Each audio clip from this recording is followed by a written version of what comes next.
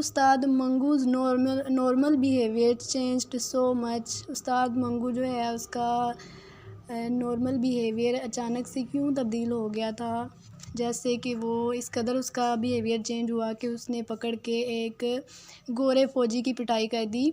Ustad Mangu was a tonga वाला among his companions, he was considered a wise man.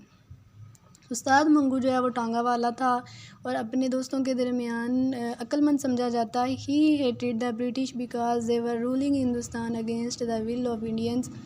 क्यों वो British लोगों से नफ़रत करता था, क्योंकि वो हिंदुस्तानियों की मर्ज़ी के बगैर उस पर हुकूमत कर रहे थे।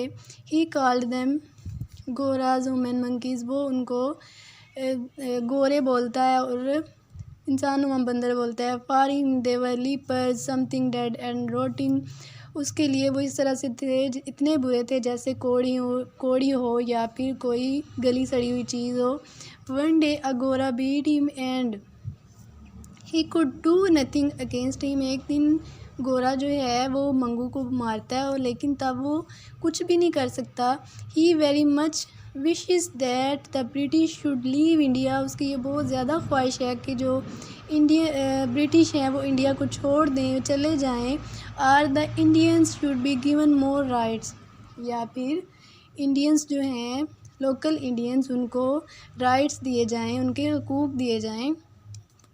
One day Ustad Mangu picked up 2 face from the district court, एक दिन जो है उस्ताद मंगू 2 सवारियाँ उठाता है डिस्ट्रिक्ट कोर्ट से।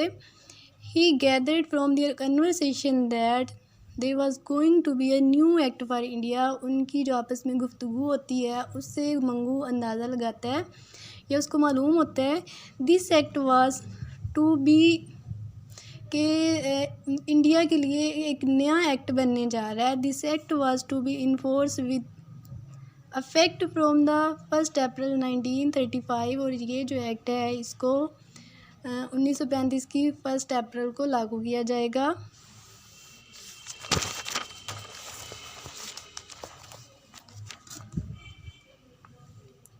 कॉन्स्टिट्यूशन वुड चेंज एवरीथिंग, और ये जो कानून नया बनेगा इससे हर चीज़ चेंज हो जाएगी। The Indians would be free, और जो इंडियंस हैं वो आज़ाद हो जाएंगे। This was a good news for उस्ताद मंगू, ये ख़बर जो थी उस्ताद मंगू के लिए बहुत खुशकिन थी।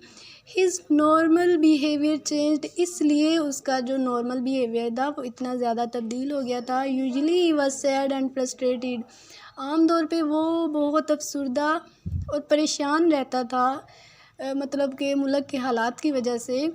Now he was extremely happy, लेकिन अब वो बहुत ज़्यादा खुश था।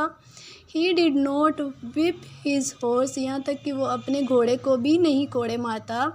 ही टच्ड हिज मस्टश, और वो अपनी विद ब्राइड, और वो अपनी मूंछों को जो है बल देता है गरूर से।